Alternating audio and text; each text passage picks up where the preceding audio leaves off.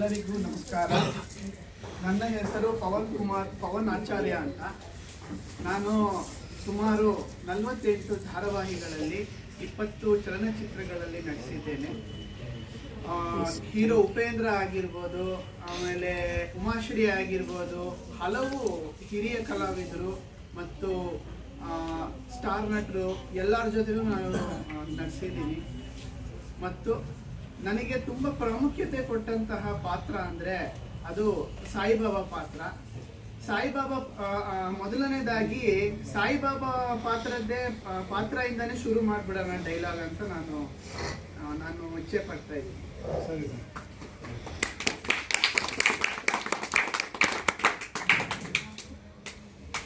ಈ ಭೂಮಿಯಲ್ಲಿರೋ ಪ್ರಾಣಿ ಪಕ್ಷಿಗಳು ಸಂಕಟದಲ್ಲಿದ್ರೆ ಪಾರಾಗೋಕೆ ಆ ದೇವರು ಒಂದು ಪರಿಹಾರ ಇಟ್ಟಿರ್ತಾನೆ. ಹಾಗೆ ನಿನ್ನ ಸಮಸ್ಯೆಗೂ ಒಂದು ಪರಿಹಾರ ಇದ್ದೇ ಇದೆ ತಾಯಿ.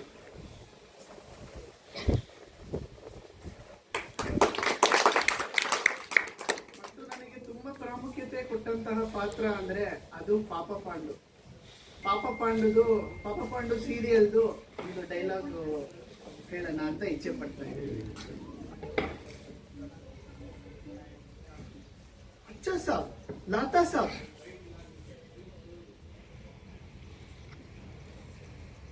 ನೋಟ್ ಹೇಳ್ಸಿದ್ರೆ ಬೇಗ ಹೇಳ್ಸಕ್ ಆಗಲ್ವಲ್ಲ ಸರ್, ಅದಕ್ಕೆ ಸರ್.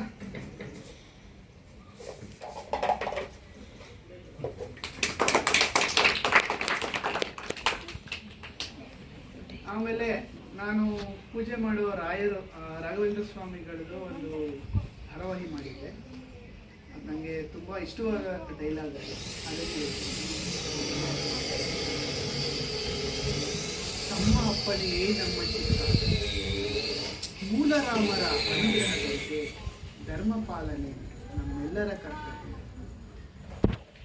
ಕತ್ತಲು ಕಳೆದ ಮೇಲೆ ಬೆಳಕು ಹರಿಯಲೇಬೇಕು, ಅಂಧಕಾರ ತೊಳೆಯಲು ಜ್ಞಾನದ ಅರಿವು ಬರಲೇಬೇಕು. ಪಾಪಕರ್ಮಗಳಿಂದ ಮುಕ್ತಗೊಳಿಸಿ ಭೇದ ಭಾವಗಳಲ್ಲದೆ ಆ ಭಗವಂತನ ಭಕ್ತಿ ಸಾರದಲ್ಲಿ ಮುಳುಗಿ ಸನ್ಮಾರ್ಗದಲ್ಲಿ ನಡೆಸುವಂತಹ ದಾರಿದೀಪ ಆ ದೈವ ಸಂಕಲ್ಪ. ದೈವ ಆಗಮನಕ್ಕಾಗಿ ನಾವು ಕಾಯಲೇಬೇಕು.